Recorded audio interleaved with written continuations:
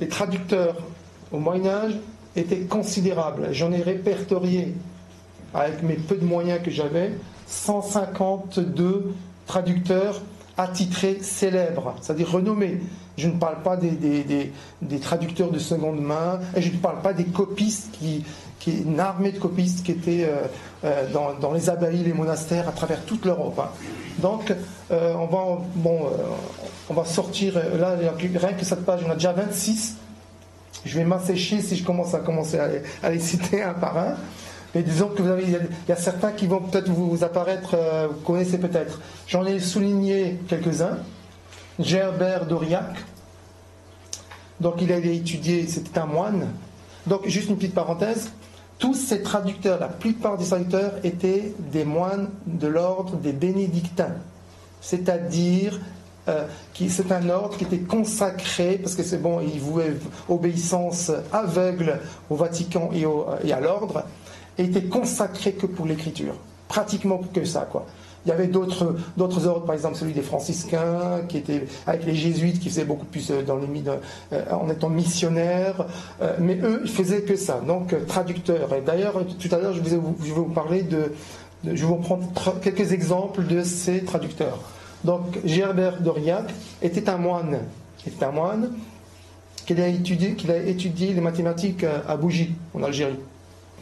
Il est revenu tellement savant que ce compatriote coreligionnaire le voyait d'un mauvais œil. Comme quoi, on dirait qu'il a pactisé avec le démon. Il était tellement savant qu'il avait peur de lui, quoi. C'est lui qui a introduit, ça prête à polémique avec certains historiens qui disent que c'est peut-être pas Gerbert d'Aurillac, mais c'est Léonard de Fibonacci qui a introduit les chiffres alcalsadiens en Europe. Mais bon, voilà. Mais le fait est qu'il est devenu le pape Sylvestre II, donc Gerbert d'Aurillac. Tout à l'heure, je vous ai parlé de Léonard Fibonacci, ou Léonard de Pise. Ceux qui ont fait des maths connaissent un peu... voilà. Voilà. C'est un très grand traducteur. Il s'est épris des mathématiques, et les mathématiques n'ont gardé, enfin l'histoire des mathématiques, n'ont gardé que Léonard de Fibonacci. C'est un peu dommage pour certains, pour les autres. Donc, il y a encore toute la liste. Donc, et ça, je vous ai dit, si j'avais les moyens, on aurait pu faire encore étudier, vraiment fouiller, et ce ne sera plus pas 152 traducteurs, mais des centaines, il y en avait, quoi. Donc, Roger Bacon ou Roger Baconis, c'est un anglais, je ne sais pas si vous connaissez Roger Bacon, voilà. Quand on lit Roger Bacon, on pense à l'optique. Il a traduit les œuvres de Al-Hazen, Omar ibn Haytham, et les a ensuite emmenés en Angleterre. C'est lui qui est la base fondamentale des études des sciences à cette période dans le Royaume-Uni. Et bien sûr, il s'est adonné aux sciences, et l'histoire a gardé que Roger Bacon au niveau de l'optique avec Snell, etc. Donc pareil pour Johannes Müller von Königsberg au Regio Montanus. Il a brillé au niveau de l'astronomie et d'autres sciences. Donc là, on continue, donc 78 traducteurs, attitrés, je vous dis bien.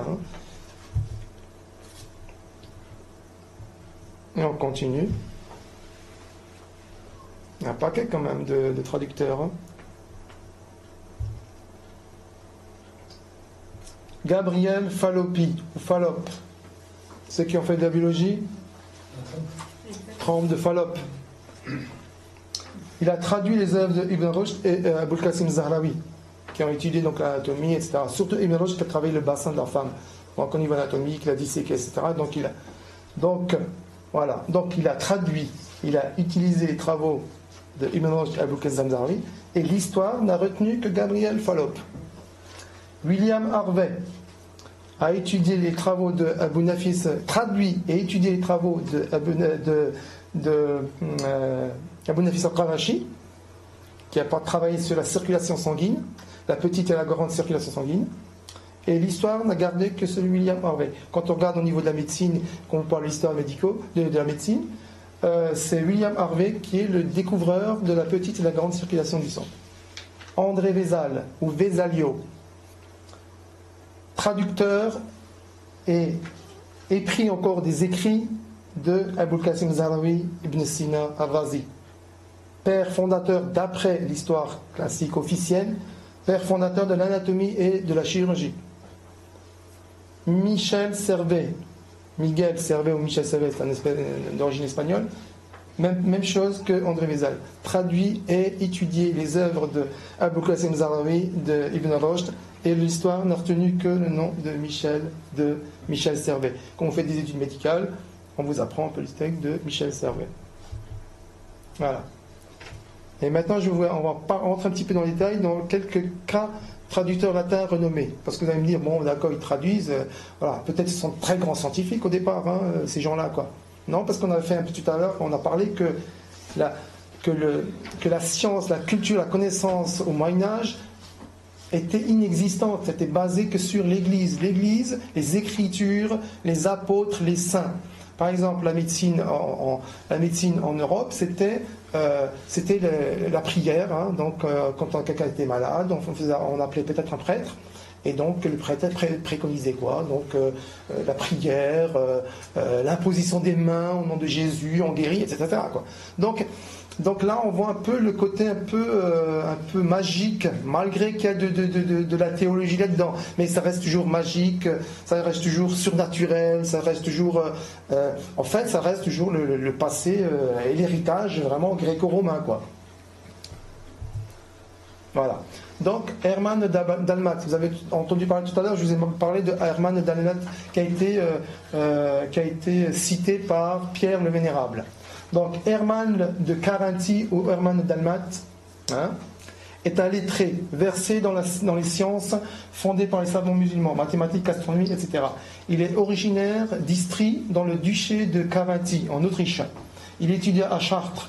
Il se rendit en Espagne où il a appris l'arabe et devint un traducteur émérite, ce qui lui permit de traduire en latin divers ouvrages scientifiques musulmans. C'est là-bas qu'il rencontra Robert de Chester, Robert de Ketton, un autre traducteur talentueux. Donc tous les noms que vous avez retrouvés là, je vous ai cité tout à l'heure dans la liste. Donc l'abbé de Cluny, Pierre le Vénérable, exhorta Hermann de traduire et à écrire sur la vie et l'œuvre de Mahomet. Il en sortit donc un ouvrage qui s'appelle De Generatione Mahomet, Doctrina Mahomet, sous les directives de l'abbé de Cluny. Hermann de Dalmat et Robert de Chester, entre autres, furent mandatés pour s'instruire de la langue arabe et des sciences des savants musulmans à Bagdad et à Damas. Constantinople est une étape pour la récolte des manuscrits musulmans et pour le perfectionnement du grec. Mais c'est dans les bibliothèques en Espagne, en 1138, qu'ils s'instruisent de la culture scientifique et littéraire en étudiant les manuscrits des maîtres musulmans en astronomie, en mathématiques, en chimie, etc. Donc Pierre le Vénérable, qui admira sa profonde connaissance ainsi acquise, confia à Hermann de Carinthie la traduction de divers manuscrits des œuvres scientifiques musulmanes englobés sous le titre de Corpus de Tolède ou Corpus Toledanum. Donc Hermann de Dalmat fit une traduction des tables astronomiques d'Al-Khwarizmi. Il traduit également de l'arabe vers le latin une vingtaine d'œuvres, dont l'introduction générale à l'astronomie d'Abul Mazar, qui est né en 787-886, donc l'Ahkam al-Nujum en 1140, et de l'astrolabe. Donc les traductions de Hermann de Dalmat furent imprimées généralement sous le titre de Liber Introductiorus in Astronomium Albunasaris Albashi, etc. Donc à Augsbourg en 1489 et à Venise en 1495 et 1506. Donc Hermann le Dalmat, tout en occupant des fonctions d'enseignant, poursuit ses activités de traducteur. Il a contribué par ses travaux de traduction à une plus grande diffusion de la culture scientifique et littéraire chez les intellectuels occidentaux qui se sont ainsi instruits de cette somme de connaissances révolutionnaires et tout à fait considérable. C'est vrai que mettre une liste de tous les traducteurs, bon, je préfère vous prendre au moins 2 ou 3 personnages, comme ça vous savez après leur cursus, leur origine, etc. quoi. Donc ça c'est quelques ouvrages qu'il a traduits. Hein. Donc Hermann Dalmat a traduit Abul Masha al-Baqi, hein, donc le corpus, et le corpus en latin, et la période en 1140. Et Al-Biruni, bouquin d'astronomie, donc le planisphère en 1143. Un monument, celui-là de la traduction de la traduction et de passage, la passation de la culture islamique à l'Occident est Gérard de Crémone, Gérard Cremonensis, donc XIIe siècle. Donc Gérard de Crémone ou Gerardo Cremonensis ou encore Carmonensis, parce que ça fait beaucoup de noms vernaculaires et noms d'origine. Donc fut l'un des traducteurs médiévaux le plus célèbre, le plus prolifique de textes médicaux et scientifiques des savants musulmans. Chef de file des traducteurs, ses travaux de traduction eurent une influence considérable dans toute la chrétienté qui découvrait ainsi la pensée fantastique de la civilisation de l'islam classique. Dès sa jeunesse, Gérard de Crémone, attiré par l'éclat que jetaient les sciences parmi les musulmans d'Espagne, se rendit à Tolède. Là, il étudia l'arabe et ayant à sa disposition dans cette langue un nombre considérable d'ouvrages de sciences, savoirs nouvellement créés par les penseurs musulmans et qui n'existaient pas parmi ses compatriotes. Il se mit à traduire de l'arabe au latin ce qu'il pouvait et se mit à cette tâche avec une ardeur incomparable. Donc Gérard de Crémone est né à Crémona, en Lombardie, c'est la région d'Italie septentrionale située au sud de la Suisse. Durant 7 ans, il apprit l'arabe. De 1157 à 1187, il obtient un canonina, donc une fonction de chanoine. Il s'est établi à Tolède, en Espagne, vers 1150, près de la source de centre de la pensée mondiale. Donc il est difficile de déterminer le nombre de traductions effectuées par Gérard de Crémone. Quoi qu'il en soit, il en fit un grand nombre, et cela dans diverses disciplines. Lors de la traduction, un grand nombre de mots et d'expressions arabes, la nomenclature scientifique et technique, a été créée à cette occasion par les fondateurs des sciences. Une petite parenthèse, quand les savants berbérons, andalous ou perses qui étaient des non-arabes, et quand je dis non-arabes, ne faisant pas de l'arabocentrisme, et disons que quand ils inventaient cette discipline, ils créaient des mots qui n'existent pas dans la langue arabe. Al-Maliqouliya, c'est une expression créée de toutes pièces par Omar ibn Imran qui crée la psychiatrie. Mais Al-Maliqouliya n'existe pas dans la langue arabe en Arabie. Ils ne savent pas ce que c'est. Vous voyez ce que je veux dire? Donc la langue arabe s'enrichit par l'apport de nouvelles, que ce soit une discipline, de nouvelles façons de s'exprimer au niveau. Donc elle s'enrichit. Et elle s'est énormément enrichie pendant cette période grâce aux découvertes, aux sciences, aux techniques, etc. etc. Donc fortement imprégné de la culture scientifique des maîtres musulmans, Gérard de Crémone sut évaluer ce trésor intellectuel et civilisationnel. Il sut surmonter la barrière linguistique qui ont interdisait l'accès au latin. Environ 70 ouvrages ont été traduits par ses soins, 3 traités de dialectique, 17 ouvrages de géométrie, après ça dit Ibn Fleur, etc. Et Al-Farghani, 12 livres d'astronomie, 15 volumes de littérature, belles lettres, théologie, etc. 21 traités de médecine. Et donc il est mort en 1787 à l'âge de 73 ans après une très longue période de traduction. Donc là, j'ai essayé un petit peu d'établir un peu la liste des ouvrages qu'il a traduits. Donc on va juste surmonter un peu la traduction en version latine. Donc il a traduit donc Ibn Sina, Ibn Zohr au niveau de la médecine, Ar-Razi. On va revenir un petit peu en arrière. Donc, Ibn Batlan, Zahrawi, Al-Batani, Al-Zarkali, Ibn Haytham, Al-Khwarizmi, Banu Musa ibn Shakir, Thabit ibn Qura, Abu Mashal al-Balki. Un autre aussi, qu'on appelle Michael Scott, d'origine écossaise. Michael Scott, ou Michaelis Scotus, originaire d'Écosse. Il était un philosophe scolastique médiéval. Il étudia la médecine, la chimie et l'astronomie, discipline fondée par les maîtres musulmans. Il est devenu célèbre en traduisant de l'arabe les œuvres scientifiques, donc littéraires, belles lettres et théologiques. Son cursus scolaire demeure inconnu.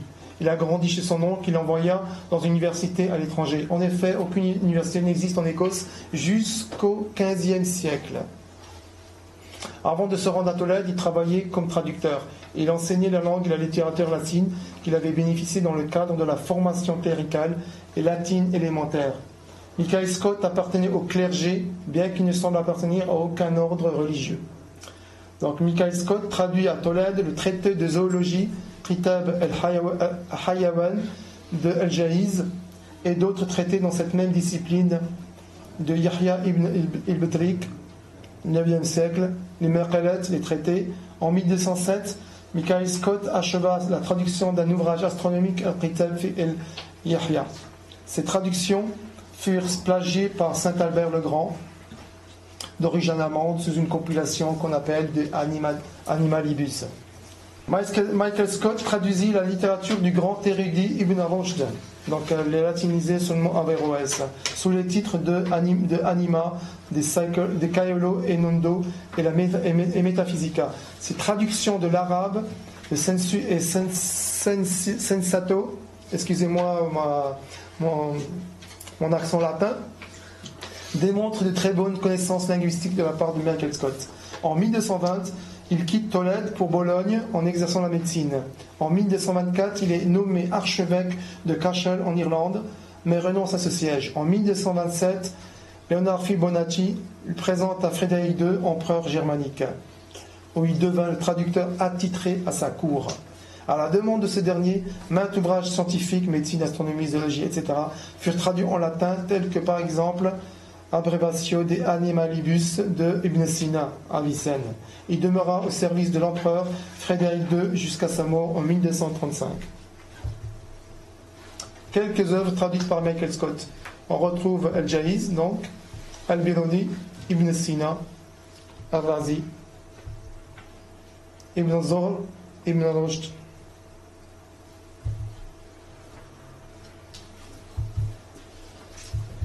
Voilà. Donc ça c'est un ouvrage qui a été traduit par Gérard de Crémons, donc c'est Al-Kitab al-Mansouri de Razi.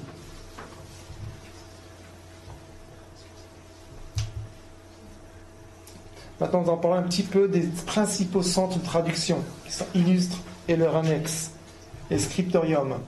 Donc le centre de traduction de Tolède.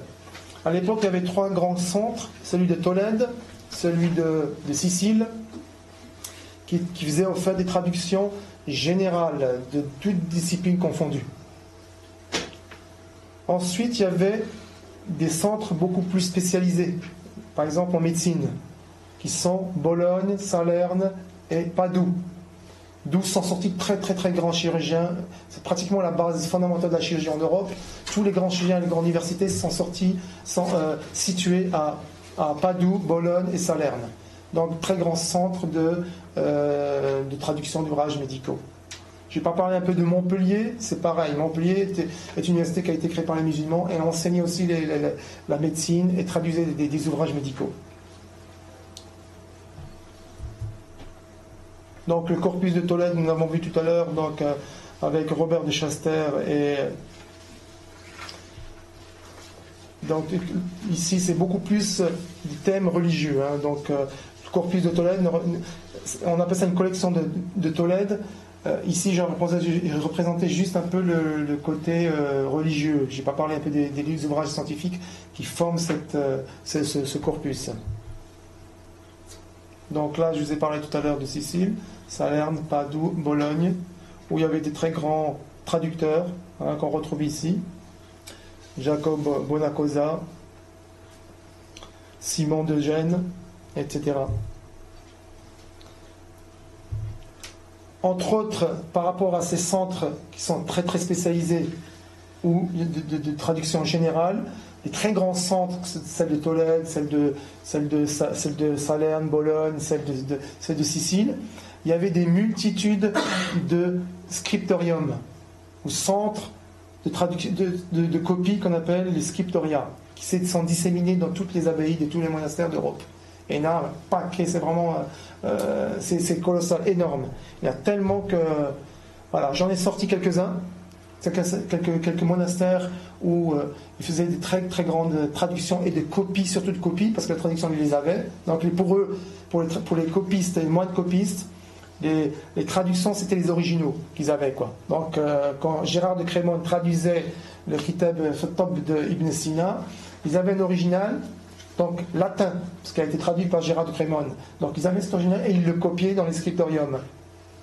Donc il y a le monastère de Vivarium, donc ce monastère au sud de l'Italie est le prototype en Occident du scriptorium. En effet, il a été édifié en vue de collecter, de copier et de préserver des manuscrits des penseurs musulmans, la seule littérature profane en circulation dans le domaine du savoir. L'abbaye Saint-Martial de Limoges. L'abbaye Saint-Martial de Limoges est un foyer important de l'art, de la science et de la technologie qui rayonne au Moyen-Âge sur l'ensemble du monde médio-latin. Situé à Limoges, en Limousin, et est érigé en 848 sous forme d'un établissement bénédictin.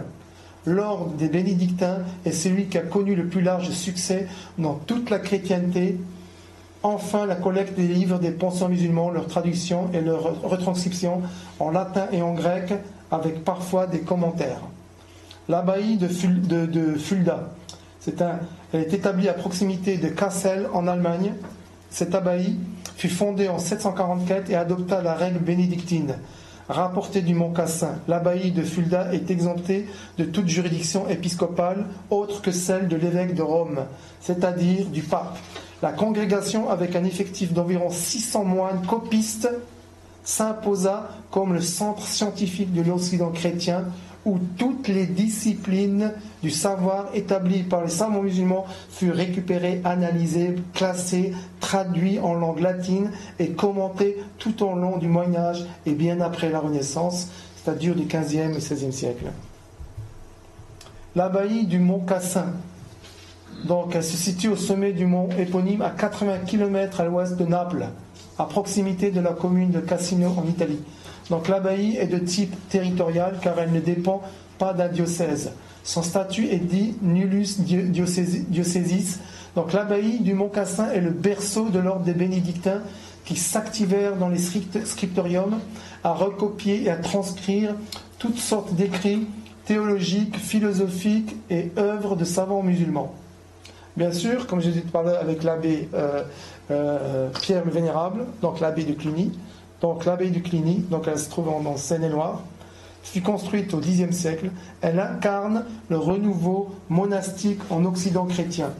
Donc l'abbaye de Cluny a été un foyer de réforme de la règle bénédictine et un centre intellectuel de premier ordre au Moyen-Âge. C'est tête de file de la traduction des œuvres des savants musulmans.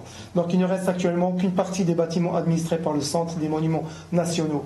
Pendant plusieurs siècles, l'abbaye était l'un des plus importants centres intellectuels et culturels de la chrétienté. Des traducteurs de renom ont été dépêchés en Espagne et en Sicile afin d'œuvrer à acquérir et à traduire les traités des savants musulmans. Donc parallèlement, des religieux bénédictins qui patrouillaient les territoires du sud, Espagne, Sicile, Basse-Méditerranée, etc.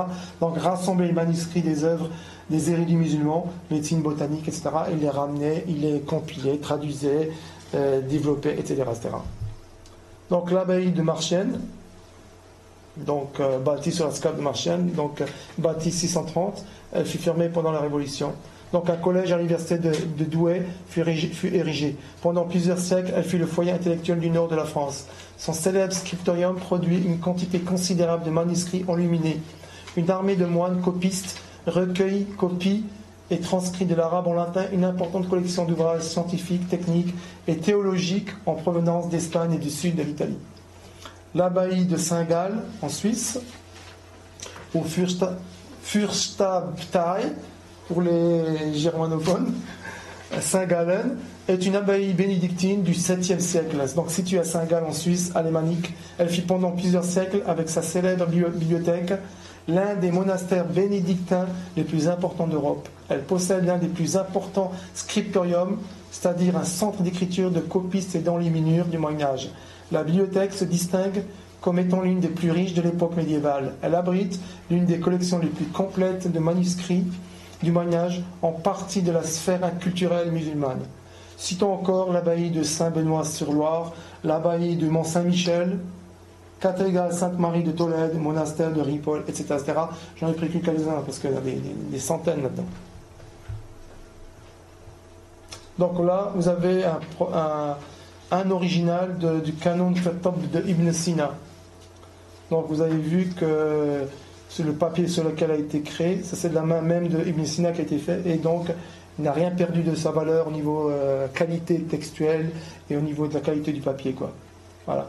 Qui n'a rien à voir avec les prétendus ouvrages grecs qui n'ont jamais existé en réalité. Hein. Donc voilà, ça c'est un ouvrage créé par la main de Ibn Sina. Et donc, excusez-moi, et c'est eux aussi, alors en plus d'être scientifiques, c'est eux qui font ces calligraphies. Tout à fait. Donc peut-être pas la calligraphie, mais en tout cas l'écriture, c'est lui qui l'a fait. Hein. Donc voilà, l'écriture, il n'a pas, c'est un aluminieur qui le fait par la suite. Mais pour vous dire que Ibn Sina, c'est au XIe siècle. Hein. Voilà. Et là, c'est l'original, quoi. Il n'a pas bougé, quoi. Donc voilà, donc vous trouverez tous ces ouvrages, enfin tous ces documents, tout ce que je vous ai dit dans cet ouvrage qui fait à peu près 250-300 pages, et vraiment en détail, etc. C'est à vendre ici. Ah voilà. Donc si vous avez un petit peu de questions, ou alors on fait une pause et on reprend tout à l'heure. Si vous voulez. La pause, on va faire après, si ça ne dérange pas. D'accord, si vous avez des questions à poser, donc j'essayerai de peut-être de répondre.